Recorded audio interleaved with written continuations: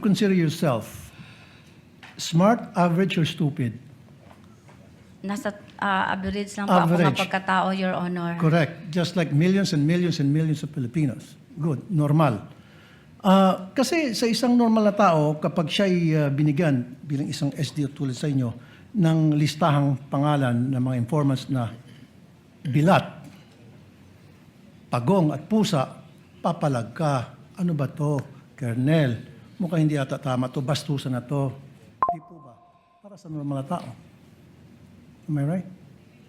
Nag-rely po ako sa sinabmit po sa akin ng security officer, Your Honor. Ibang mga pangalan pero isa lang po yung pirma. Hindi ako nagtaka. Piniripay ko po yon si Colonel La Chica, Your Honor. At ang sagot naman niya sa akin, Ma'am Gina, those are sensitive information, Ma'am Gina. At saka, confidential in nature po yon. So naniwala kayo sa sinabi niya na confidential nature kahit na isa lang signature sa napakaraming pangalan. So Kasi you siya took his po, word for it. kasi siya po ang nag-implement sa mga confidential activities, Your Honor, on the grounds. Siya po ang inatasan na mag-implement. Siya ang implementor po, Your Honor. So for me, in this case, you are stupid in the name of blind loyalty. Ano po yun? Naging stupido kayo sa ngalan ng isang tinatawag na blind loyalty. Nakapikit kung ano yung sinasabi sa iyo ng nakakataas, sinusunod mo na lang. Stupido ka pa rin, pero in the name of blind loyalty. Stupido ka pa rin, pero in the name of blind loyalty. Today ay yung question and answer portion between witness Gina Acosta at Senator Raffy Tulfo. Ito po yung part na sinabi po ni Senator Judge Tulfo na you are stupid in the name of blind loyalty kay witness Gina. Ngayon, bigay po ako ng comments.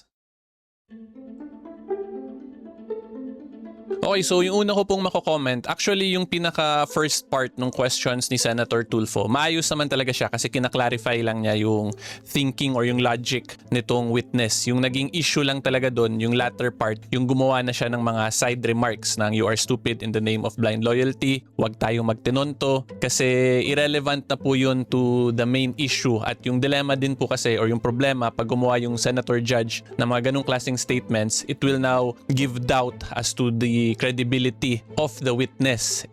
Tandaan po natin si Senator Raffy Tulfo, hindi naman po siya prosecutor, hindi po siya part ng prosecution, hindi rin po siya in his persona niya as a senator. So yung mga ganong remarks kasi it's bordering on mga political remarks. So hindi siya proper kasi nga naka-senator judge na persona siya ngayon. So pag senator judge ka po kasi, yung one of the basic fundamental principles niyan ay you must have the appearance of yung tinatawag na cold neutrality, yung sobrang lamig po ng neutrality na pag tingnan ka ng isang reasonableng tao ay talagang maging conclusion niya na talagang impartial yun, yung judge na yun at walang bias.